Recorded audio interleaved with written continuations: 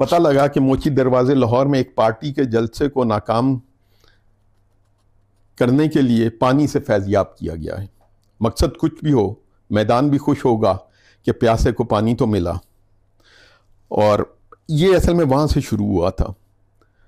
اور جو آپ نے کہا کیوں، اس کے لیے ایک پہلے بھی ہے. پلوں کے نیچے سے بہت پانی بہہ گیا ہے، مگر اب بھی وقت ہے کہ باقی کو سنبھال لیں اور خود بھی سنبھل جائیں. اور آنکھیں خشک ہیں اس عورت آمنہ جنجوعہ کی بات سن کر بھی خشک، جو 2005 سے اپنے شوہر کی تلاش میں کہیں صحرا اور دریا پار کر گئی، ننگے پیر آب لاپا، اور اس کے بچوں کی آنکھوں کے آنسو بھی امید کی ہریالی نہ لائے. ہم گناہ گاروں کی آنکھیں بھی ہی بھر آئیں تو شاید معافی مل جائے، وگرنہ قحط تو جاری ہے ہی. اور شہروں اور دیہاتوں میں بسے بہت سے پیاسے جو کہ زندگی کی تار جوڑے رکھنے کے لیے روز ایک آگ کے دریا سے گزرتے ہیں، پانی کے منتظر ہیں.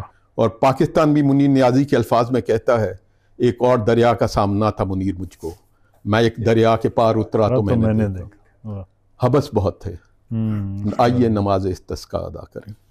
حبس بہت ہے، آئیے نماز استسقا ادا کریں اور دعا مانگیں کہ سب جل تھل ہو جائے.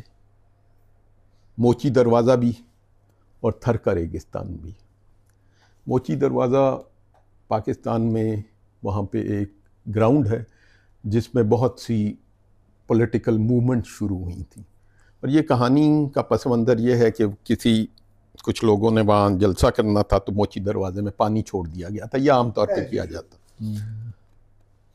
حبس بہت ہے، آئیے نماز استسقا ادا کریں اور دعا مانگیں کہ سب جل تھل ہو جائے. موچی دروازہ بھی اور تھر کا ریگستان بھی. بچے بھاگتے کودتے گھروں سے نکل آئیں، ننگ دھڑنگ پانی اچھالتے. زمین سے سوندھی خوشبو پھیلے، بلوچستان کے کاریز پانی سے بھر جائیں. پنجاب اور سندھ میں نہروں کے